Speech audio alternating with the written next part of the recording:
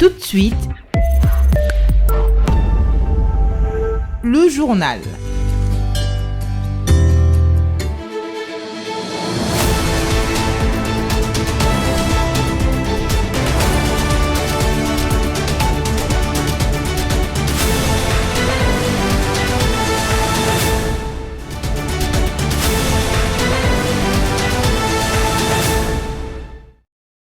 Vous êtes en direct de Mandiko Télévision depuis Kinshasa, la capitale de la RDC. Bienvenue à ce journal. Le sommaire.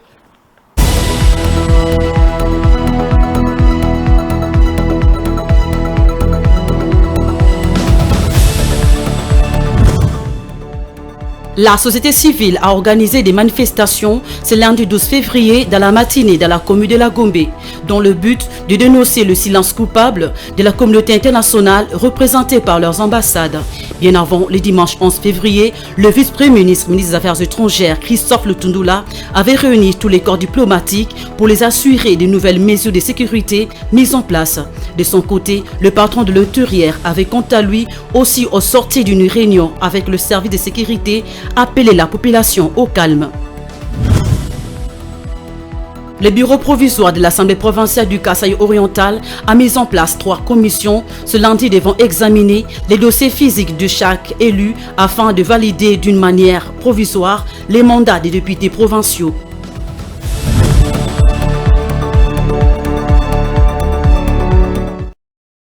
Bonsoir, comme annoncé, plusieurs manifestations ont été organisées ce lundi 12 février dans la matinée au centre-ville de Kinshasa sur appel des organisations de la société civile. Elles visent à dénoncer le silence et l'inaction de la communauté internationale face au massacre des Congolais dans l'est du pays. Les manifestants ont fait la ronde des différentes places de la ville. Ils ont demandé plus d'action de la part des Occidentaux contre le Rwanda et les terroristes du M23. Suivez.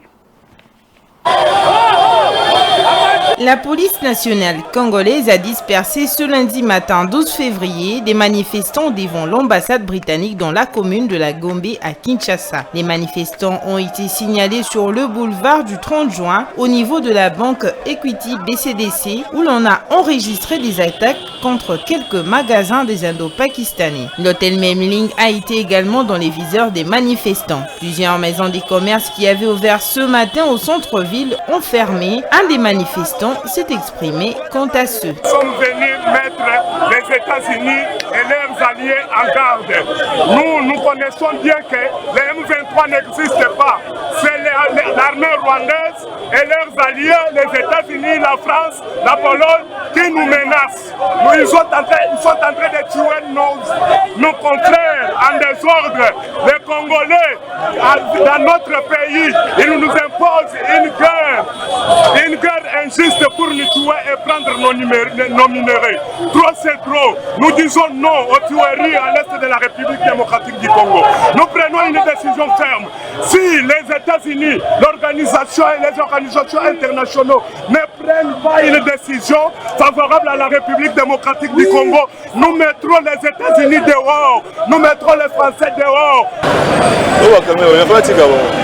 Les écoles consulaires, notamment les écoles françaises, américaines et belges, ont fermé leurs portes par précaution au lendemain des manifestations violentes contre des représentations diplomatiques et la MONUSCO. D'autres écoles internationales ont également pris la décision de fermer exceptionnellement, c'est là en prévision des nouveaux appels à manifester ce lundi dans la capitale. Par ailleurs, toutes les écoles congolaises ont fonctionné normalement. Toutefois, la situation est revenue à la normale aux environs de 13 h. Les policiers ont maîtrisé les manifestants, permettant ainsi à la population d'évacuer librement à leurs occupations.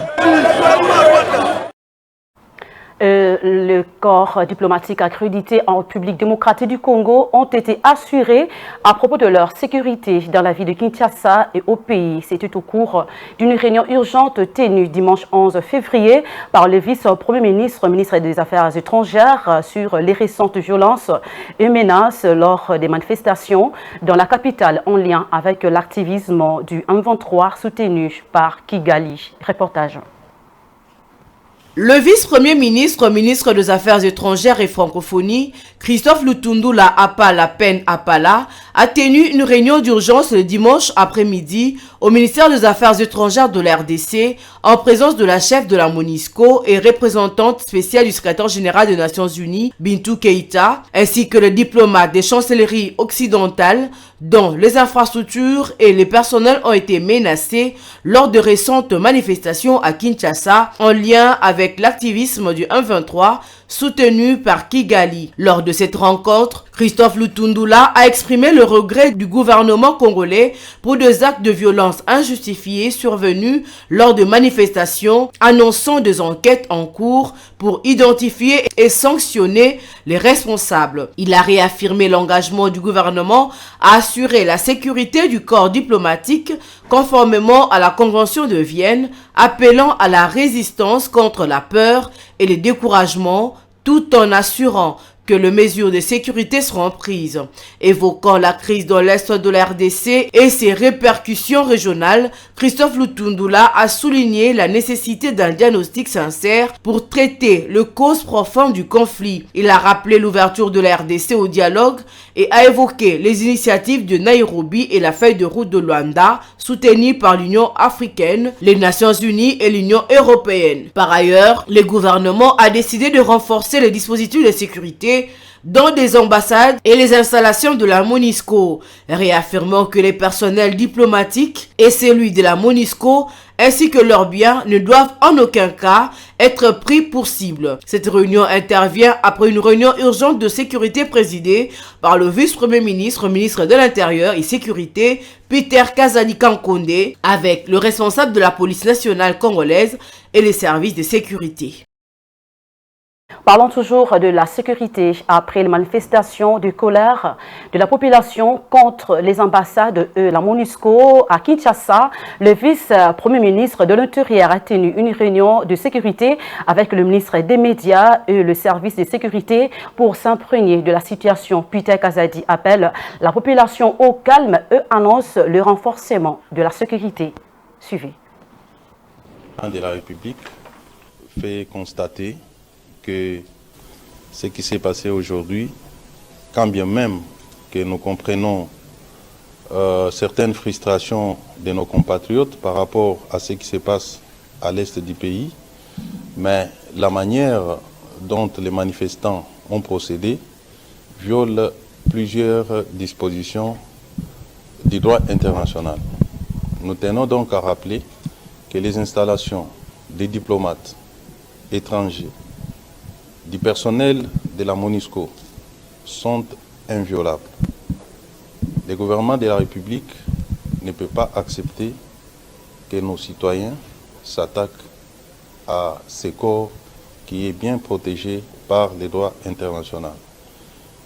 Nous pensons que toute personne qui veut manifester est libre de le faire, mais dans le respect des règlements et des lois de la République. Nous avons un régime sur les manifestations. Chaque fois que quelqu'un veut manifester, il adresse une correspondance à l'autorité compétente. On autorise et la police sera derrière pour encadrer, ce que nous n'avons pas constaté aujourd'hui. Nous demandons donc à notre population de se calmer parce que le gouvernement de la République est conscient de ce qui se passe à l'est du pays. Le front se trouve à l'est. L'ennemi est à l'est.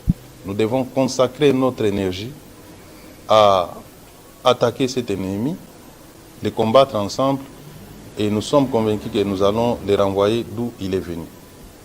Il ne sert donc à rien d'entretenir une tension dans la capitale de notre pays. L'agression rwandaise en terre congolaise chauffe les esprits des compatriotes congolais, engendrant des manifestations devant les ambassades pour exiger la fermeture de certaines représentations en RDC, dont la France, les États-Unis d'Amérique et l'Union européenne. Le samedi 10 février 2024, dans la matinée, les étudiants congolais des universités confondues ont protesté à leur tour. Quant à ce reportage est signé Vite Pandou et Grâce Mayo. Microphone en main, les étudiants congolais des universités confondues et membres de la structure Bomoko University en colère ont manifesté contre les silences des Occidentaux face à l'agression rwandaise dans la partie est de la RDC. Nous sommes plus de 50 universités réunies. Nous répondons à cet appel. Notre objectif, c'est de faire passer le message. Depuis 25 ans aujourd'hui, soit depuis 1996, le pays est attaqué, surtout la partie est du pays. Et il y a un génocide qui n'a pas un précédent. Et certains parlent de génocide, mais nous, en face même, c'est de l'hécatombe. Et plus de 12 millions de morts. La communauté internationale, muette. Les États-Unis qui prennent la démocratie, qui prennent la liberté, muet. La France, l'Union européenne, personne, alors que le Rwanda et l'Ouganda soutiennent sans scrupules, sans vergogne les M23. Certains étaient munis des banderoles sur lesquelles on pouvait lire « Rwanda était complice, dégagé ». Au-delà de ces communiqués, ces manifestants souhaitent que le gouvernement passe à l'action. Ils ont par cette occasion fait appel aux jeunes Congolais, les Kinois en particulier, à prendre conscience. Nos autorités aussi ont une grande responsabilité dans cette guerre, puisque c'est déjà une guerre. Il a une grande responsabilité et nous voulons sentir que nous avons des dirigeants. Nous avons des dirigeants, nous avons un ministre de Défense et nous avons un président qui nous a promis d'ailleurs, à la moindre escarmouche, il va réunir les deux chambres et nous attendons cette décision et nous attendons la réalisation de cette promesse. Alors, vu que nous sommes une jeunesse passionnée, consciente, une génération de la dynastie de la Renaissance du Congo, nous ne pouvons pas se taire comme ça. Parce que se taire face à l'injustice, c'est trahir ta nation indirectement. Raison pour laquelle nous, la jeunesse consciente, on s'est mis aujourd'hui, nous allons descendre jusqu'au niveau du palais du peuple pour dénoncer en face du monde ce qui se passe à l'est de notre pays. Il s'est de rappeler que la journée des samedis a été mouvementée par des différentes manifestations dans la ville-province de Kinshasa pour attirer l'attention du gouvernement afin de les pousser à réagir face aux atrocités qui subissent la population dans l'est de la République démocratique du Congo. Entre-temps, le vice-premier ministre de la Défense nationale s'est rendu à Saké, dans les territoires de Massissi, en Nord-Kivu, le vendredi dernier. Accompagné du chef de l'état-major, le général Christian Chiwewe, Jean-Pierre Bemba est allé rendre une visite de réconfort aux troupes congolaises qui affrontent les rebelles du M23 soutenus par le Rwanda. Le vice-premier ministre de la Défense a profité de cette occasion pour affirmer que le gouvernement congolais a mis tout en œuvre pour que Saké et Goma ne tombent pas entre les mains des rebelles du M23. Suivi. Les affrontements entre les forces armées de la République démocratique du Congo et les rebelles du M23 soutenus par le Rwanda occasionnent plusieurs déplacés et des victimes.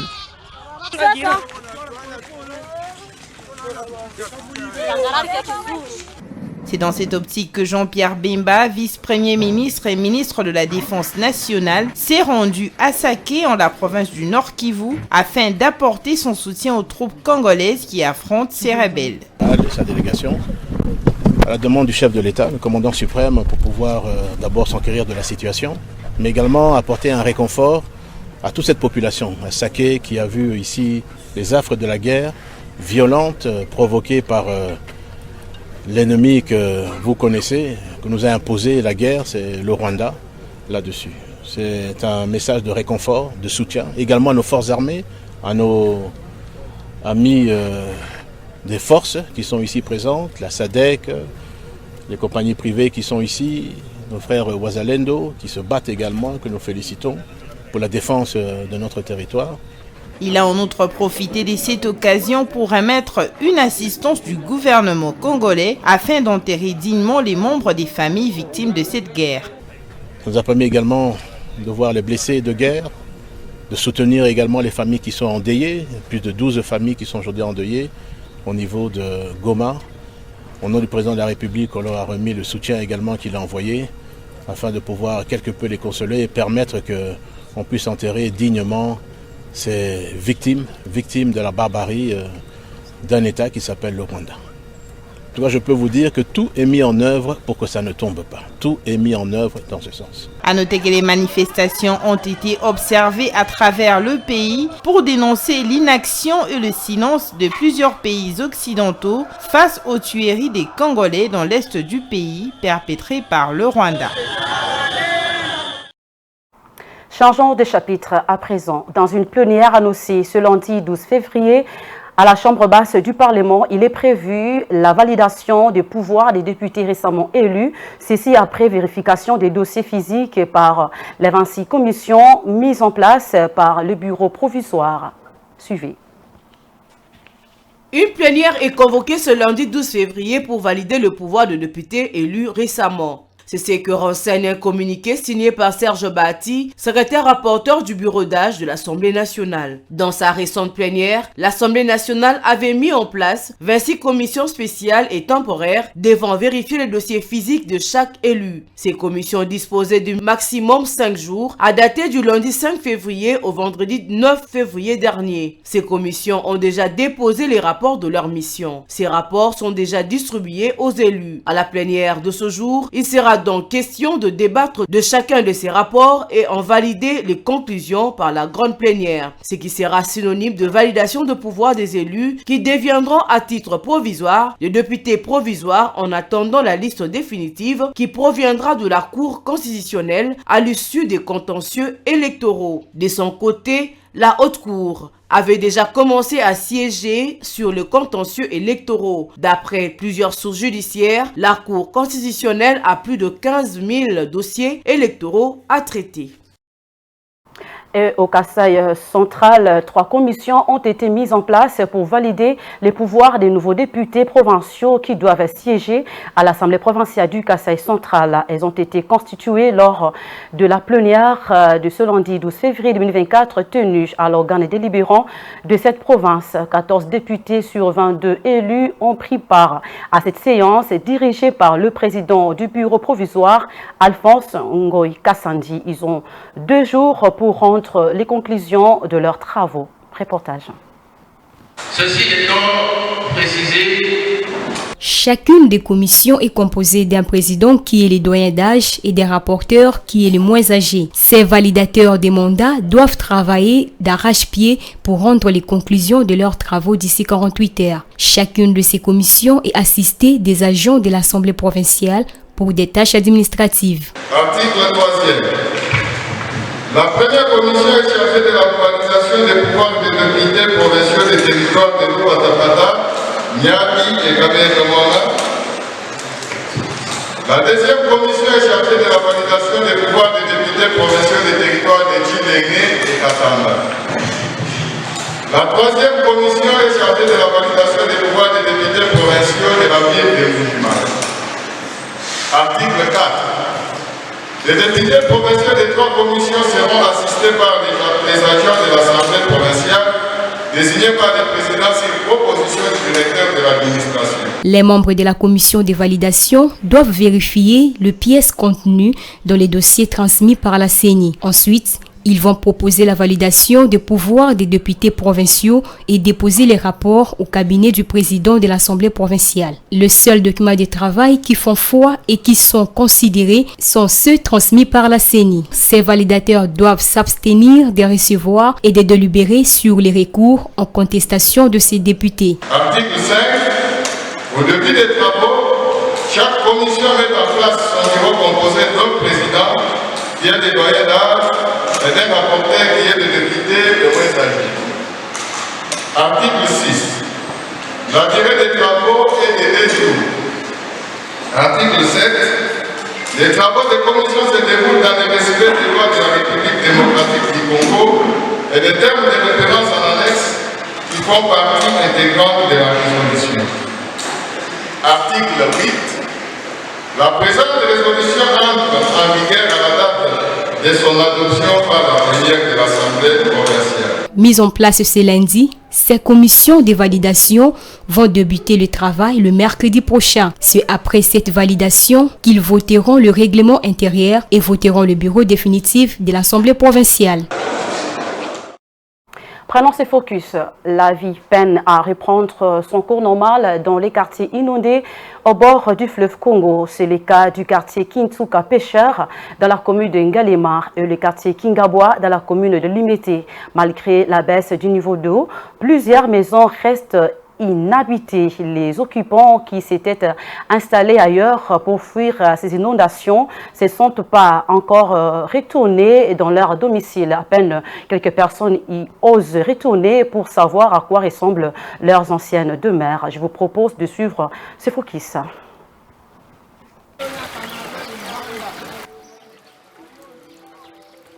De la boue et autres déchets, des maisons en ruine et abandonnées. C'est un décor apocalyptique qui s'offre aux habitants du quartier Karo Congo, un des quartiers inondés au bord du fleuve dans la commune de Ngayema. Après 3 mois d'abandon, quelques courageux sont retournés sur le lieu du sinistre pour constater les affres des inondations qui ont occasionné quelques pertes en vies humaines dans le pays.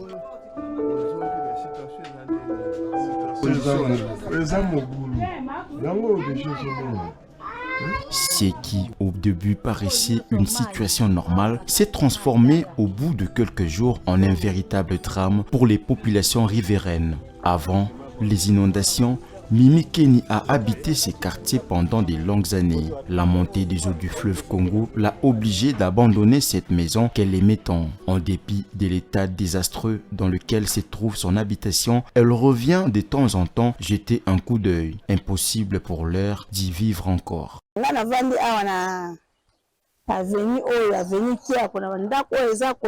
J'occupe la dernière maison de cette avenue. J'ai été la première à quitter les lieux. En fuyant, j'ai également alerté les autres car la montée des eaux ne m'inspirait pas confiance. Depuis notre départ, personne n'est revenu ici. Je suis la seule qui rentre de temps en temps pour surveiller parce que nous avons une pirogue. Toutes les maisons étaient sous l'eau. Seule la voiture était visible. Avec le retrait de l'eau, nous constatons que plusieurs maisons sont en ruine. Elles sont de surcroît pleines d'infections. Si nous y retournons, l'humidité risque de nous rendre malades.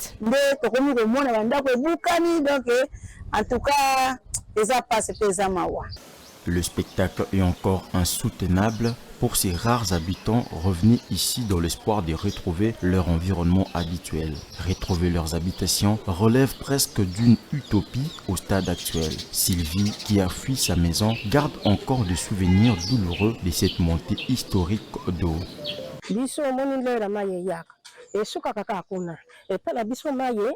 Généralement, quand l'eau monte, elle n'atteint pas ma parcelle qui va de là jusqu'au mur voisin. Cette fois-ci, elle a presque atteint la toiture, telle que vous le voyez. Il n'y avait pas moyen d'accéder à ma maison, surtout pour nous, les gens de petite taille. Les plus élancés avaient l'eau jusqu'au cou. Mes enfants et moi sommes dispersés. Présentement, je vis très loin d'ici. L'intérieur de ma maison est sale, jonché de bouteilles en plastique et autres que je n'arrive pas à évacuer. Retourner dans son lit habituel est le plus grand souhait de la population de ces quartiers sinistrés de Kinshasa. Seulement, celle-ci ne sait à quoi s'attendre une fois l'accès aux habitations devenu possible. En revenant en ce lieu, ils redoutent des maladies hydriques à cause de ces inondations.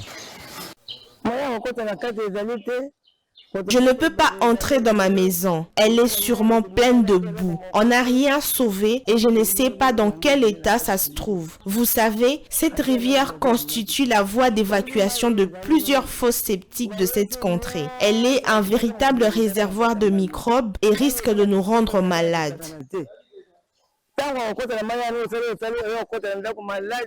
La décrue du fleuve Congo a débuté, il retourne peu à peu dans son lit, mais les dégâts causés par sa montée sont énormes. Le retour à la normale dans les zones sinistrées va prendre encore un peu de temps. Au quartier Karo Congo, à Kintsuka Pêcheur, les vendeurs de sable sont tout de même heureux de reprendre leur gagne-pain, quoique timidement après 3 mois d'inactivité.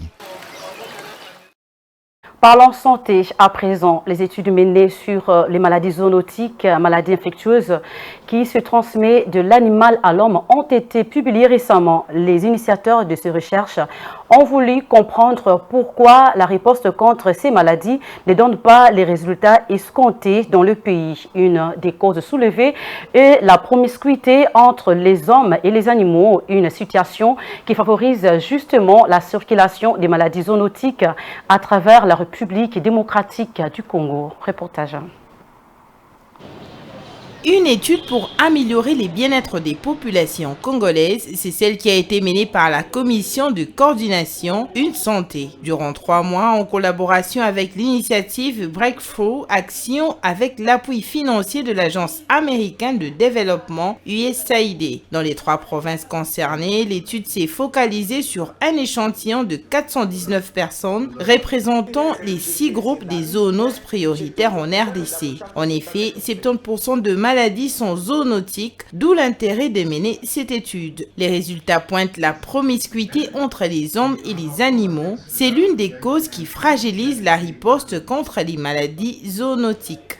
Il existe encore de grandes faiblesses en termes d'espace pour l'élevage, afin d'éloigner ou de réduire la promiscuité de l'homme à l'animal.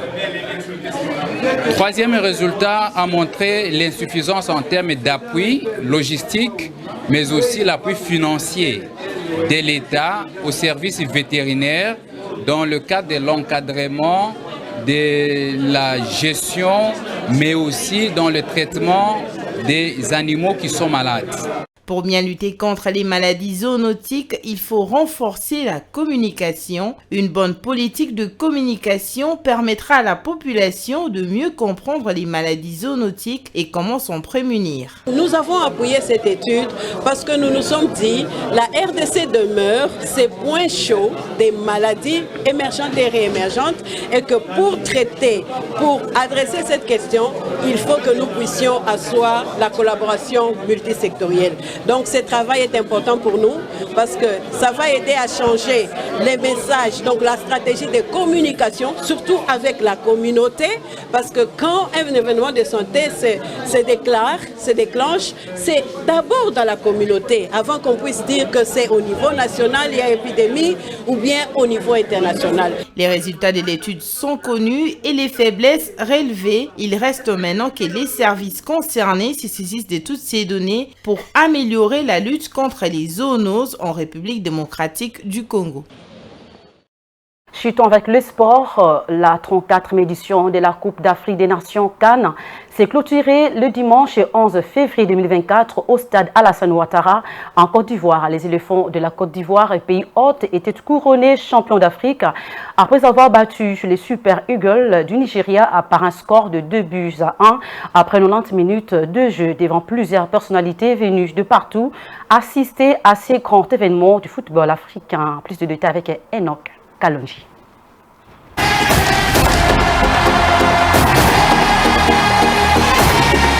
La CAN 2023 touche à sa fin depuis le dimanche soir avec une... A mis en place 3 commissions ce lundi devront examiner les dossiers physiques de chaque élu afin de valider d'une manière provisoire les mandats des députés provinciaux.